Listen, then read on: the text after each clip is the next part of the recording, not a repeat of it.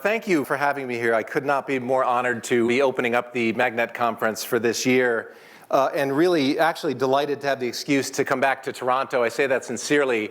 I know this city as a city of festivals for me. I've been to the Luminato Festival a couple of times. I've been to your film festival.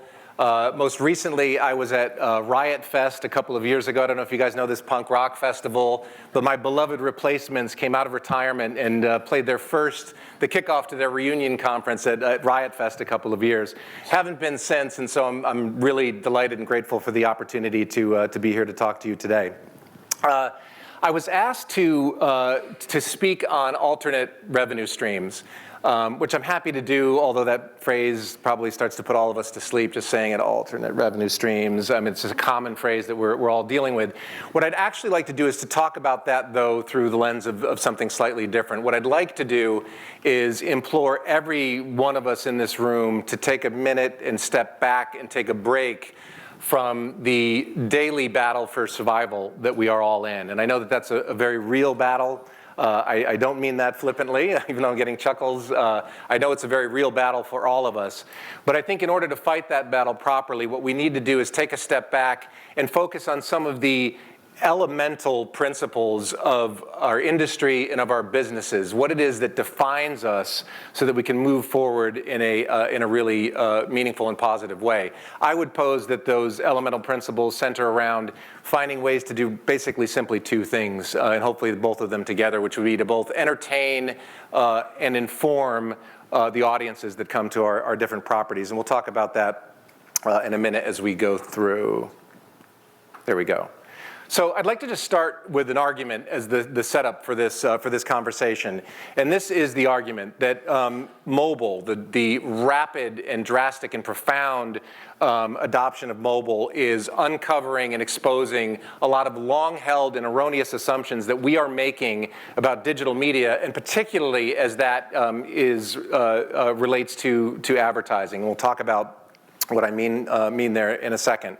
What I'm hopeful of is that our experience at Quartz, and I don't for a minute say this arrogantly, I hope that it can be an interesting case study from which you guys can draw different lessons. And we sit in a unique position here relative to the discussion of mobile because we were born at a critical inflection point when mobile was about to outstrip desktop in terms of media consumption. We were born right there, right before these two lines crossed. So we had to build for these conditions right from the beginning, and we also had the benefit of not having to, we were unshackled from legacy revenue streams, legacy business models, and could just sort of invent from scratch. And I think, again, that gives us a privileged position from which you hopefully can all draw some lessons as well. What I'd like to do is set the table first, though, with just reviewing 4 prime conditions that I think will be familiar to all of us that I think basically describe the ecosystem that we're in right now. The first trend is this one that we've all seen, is those lines that you just saw a couple of slides ago have now crossed. It doesn't matter if you are in the first world or you're an emerging country, more time is spent on mobile devices consuming media than desktop by a mile, and this trend is only going to continue. So don't fool yourself if you have not really paid attention to that. It's even more true if you get into our world, which is the news space. This is where people are consuming news today, is make no mistake about it, on mobile. So that's number one. Number 2, it's no surprise, therefore, that ad dollars begin to follow those eyeballs and follow those habits. Here are the trend lines in spend. You can see the pink line is both real and estimated spends in digital versus the blue line, mobile, blue line being desktop. And you can see where those lines are headed. This is the first sort of pivot point in my talk that'll get us back to these long-held assumptions. I think one of the assumptions that we can often make erroneously is that this represents a quick and easy opportunity for us in some ways, right? The dollars are shifting to mobile. What we need to do is shift our businesses to mobile, and we can capture those dollars. But it hasn't been that linear, and it hasn't actually been that straightforward and that easy. And here's why. Most of the time that people are spending on mobile is not typically with us. They're not necessarily spending it on our websites. They're spending it in apps, but they're not spending it in our apps. Look at that little pink slice. Most of the time that people are spending on mobile is in social apps. And that has muddled the opportunity for us to jump in and make revenue from this new mobile ecosystem, right? And unfortunately, regardless of what the app system is like or not, this is sort of the fourth condition I think that we all find ourselves in, which is that publishers and advertisers have been really, really slow to adapt to this new reality. And this is the result. I'll take a moment to read a couple of these, right? I don't know if any of you have gotten these tweets, if any of these grayed out boxes are you, hopefully not. Two of my favorites, that one in the top left, holy crap. The amount of advertising on your mobile site made it impossible for me to read an article. Or my favorite one in the bottom right, your mobile site captures that nostalgia for when you'd be trying to read the paper, but someone kept slapping it out of your hand. This is what we have brought upon our audience. Is it any wonder that ad blocking is a thing, right? And we all rue it, we wring our hands. This is why we see ad blocking. So what's the pathway forward? How do we move forward given these conditions? I am a history major. I got a degree in history longer ago than I'll admit in this room. So I'm also a huge believer in the fact that you've got to go back and study history, understand history, in order to not repeat mistakes as you move forward into the future. So the history of our industry, when you really stop and think about it, if you go back to sort of the newspaper before radio and television, the media industry was undisrupted literally for centuries. It was the same model for centuries. And then radio and TV came along, slight disruption, but there was centuries of muscle memory that had been built up across our industry. And so when digital came along, none of us knew really what to do. It was really hard. You're caught flat-footed. Every bit of your instinct, every bit of your animal instinct was to go back to the things that worked in your analog world. And so we did stuff like this, right? You take the front page of your newspaper and you port it over to the homepage of your website. That worked for a while. That's not necessarily bad. You take television. Television works well, reaches a mass audience. It's terrific. And you port it over onto your website. That seems to make sense. And even with advertising, we take what seems to be working as we moved into digital. This is the first banner ad that was ever sold. It was actually sold by my alma mater, Wired.com, before I got there. This is in the early 90s. I love the creative on this, by the way, right? They asked that question, and they were right. Guess what the click-through rate was on this thing at the time?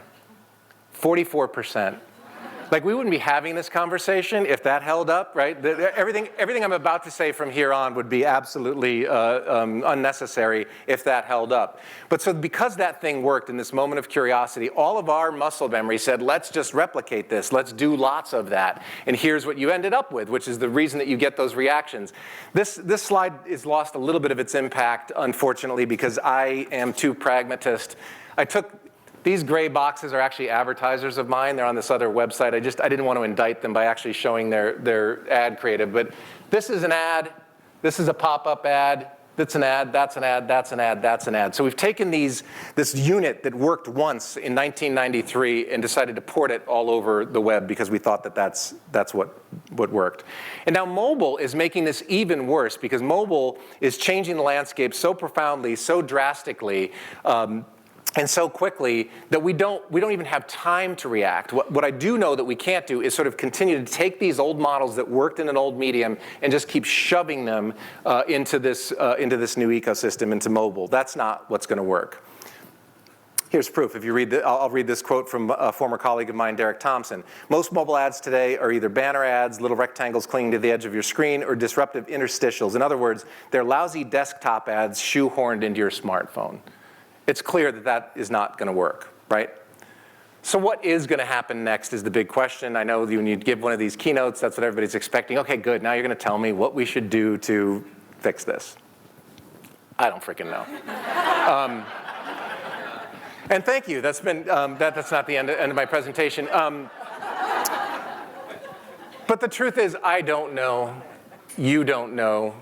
Nobody knows. The people who are supposed to know don't know, right? People like these guys.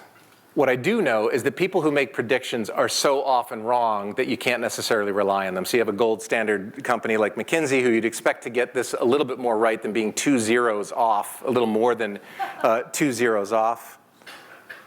Nicholas Carr, who's a really smart thinker on this stuff, take a read of that. Tell me how that's working out for you. Maybe it's better up here than it is down where I'm from, but this is not really working out for for most of us.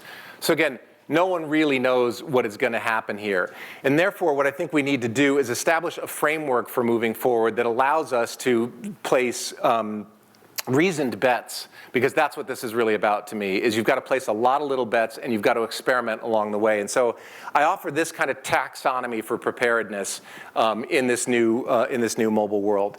Let's start with the first one, questioning your assumptions. So here are some of the assumptions that it seems that we have made along the way.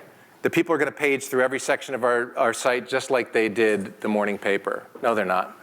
So this is a chart from the New York Times' own innovation report a couple of years ago, and this is their homepage traffic. In the United States, this is the New York Times is the last place where you think people would abandon the habit of walking in the front door and paging through like you would a newspaper and saying, teach me today, New York Times, what do you have to say to me? And yet that habit is just completely disappearing. It doesn't mean that fewer people are going to the New York Times. More people go to the New York Times, nytimes.com than ever before, but they're walking into side doors. I'll talk a little bit more about this in a minute. They're not coming in the front page and using the old habit that they used to.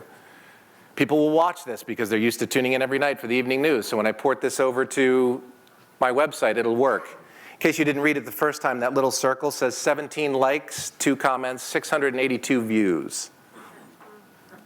So I don't think that's working. Readers are going to put up with bad ads because they think our content is worth it. As if we told ourselves this lie before, remember what these guys said. They won't. They're not going to put up with it. They're not putting up with it. It's why, again, we have ad blockers.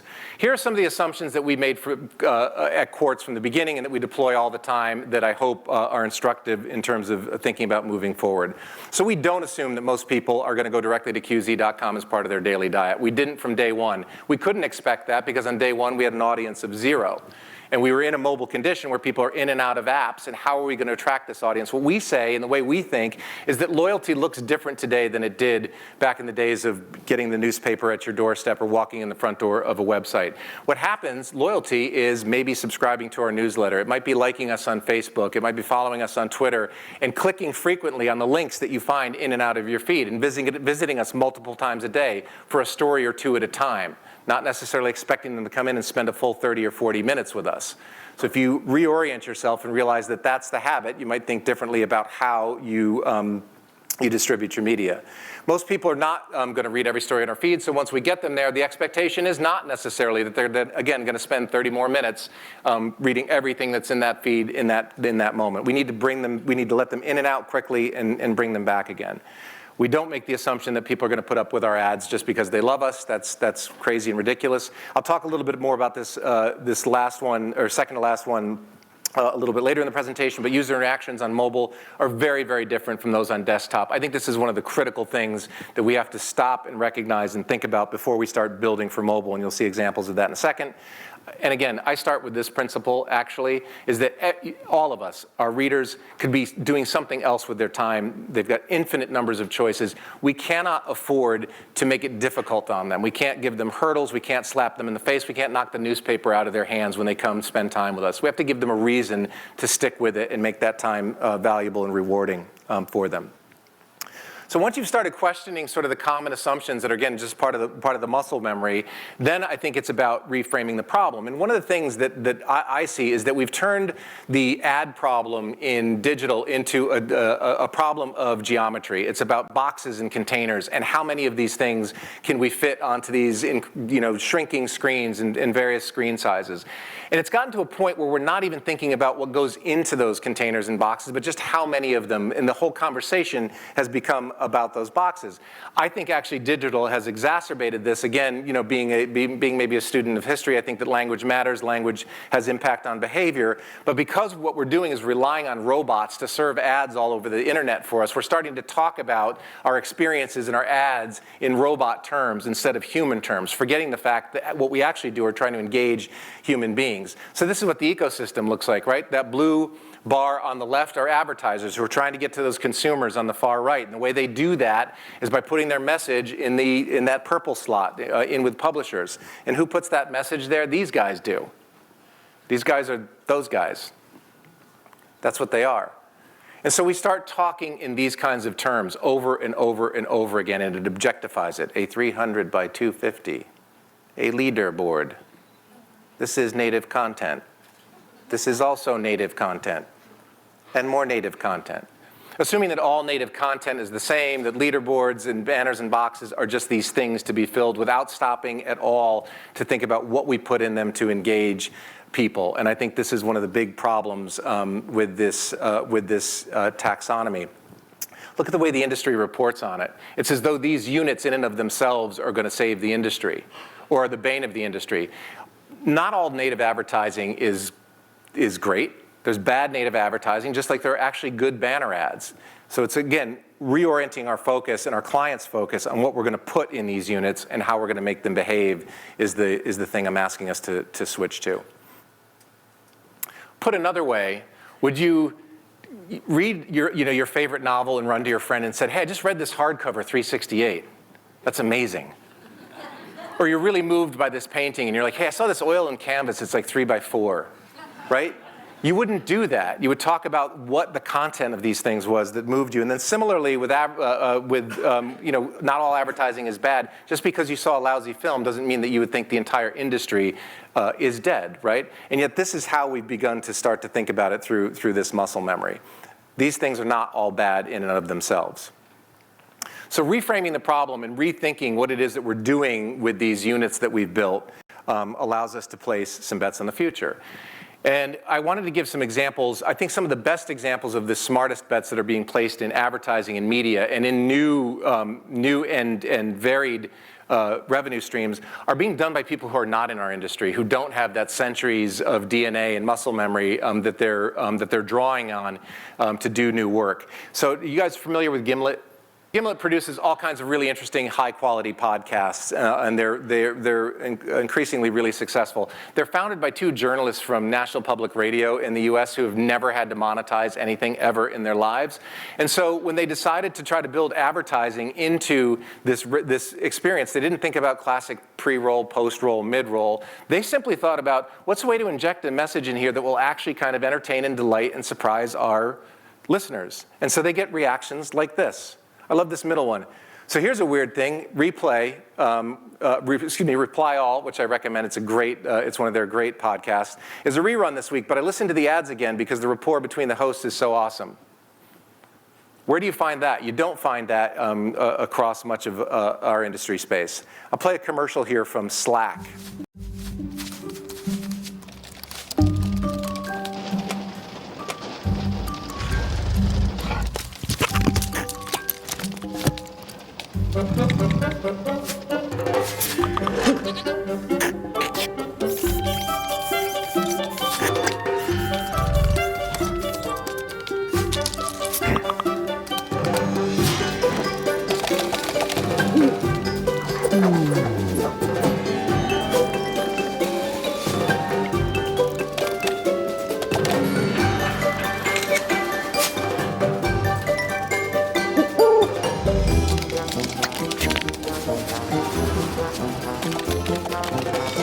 All kinds of people on all kinds of teams use Slack to do amazing things.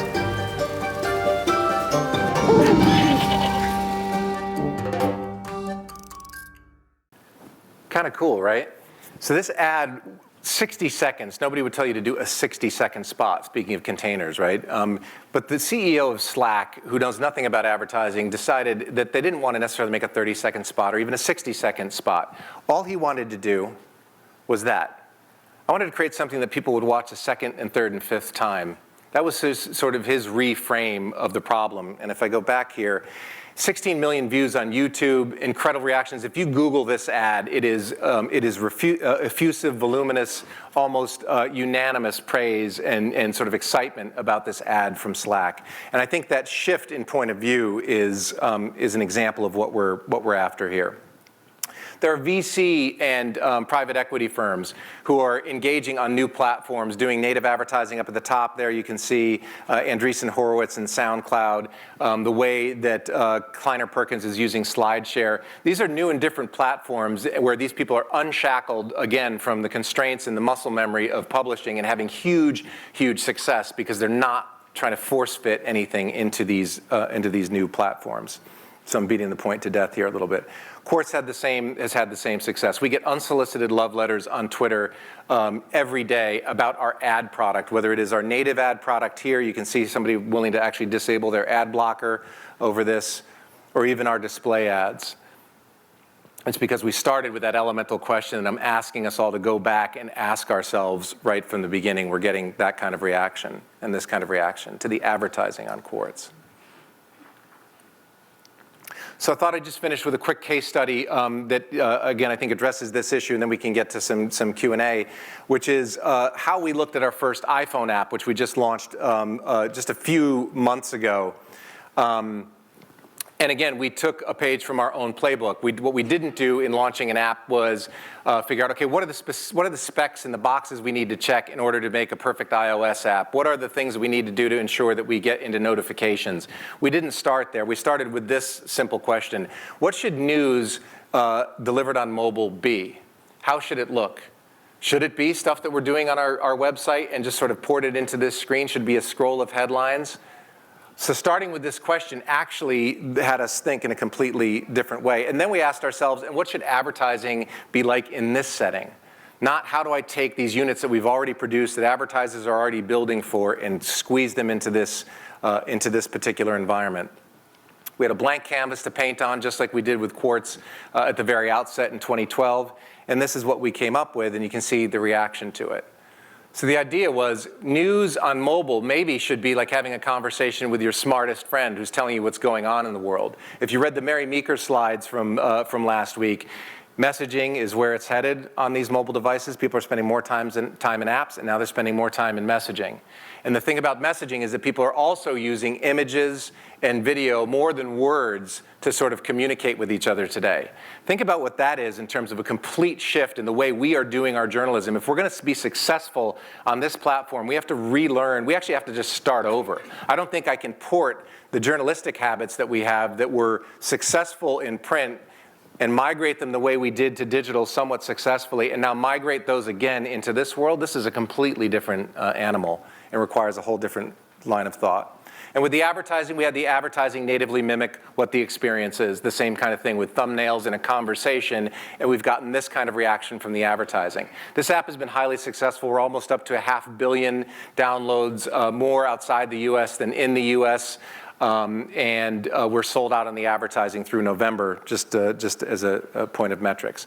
So all I can say is we're at the very beginning of this. You know, mobile is very, very nascent. I don't claim to have all the answers, but I know that what we're trying to do at Quartz is ask ourselves these elemental questions as the starting point, trying to reframe the problem, trying to re-inject the human element into everything that we're doing, from the journalism to the way we do the advertising. And while that may sound like sort of a squishy notion, it sounds great when you give it, in a presentation like this, you're going to ask the question, is it working? So far, so good. We're 3.5 years old ourselves. We've had 160 different blue chip advertisers run in Quartz. We charge a very, very high premium price for the kind of product that we, ad product that we deliver. And yet, even though everything you do with us is custom and we're going to be one of the more expensive options for you, we have a 90% retention rate among advertisers. Just in the last 2 years, we've grown revenue 5x. We have 15 million users globally. That actually makes us bigger than Wired or Fortune, bigger than our original competitive set, the FT and The Economist.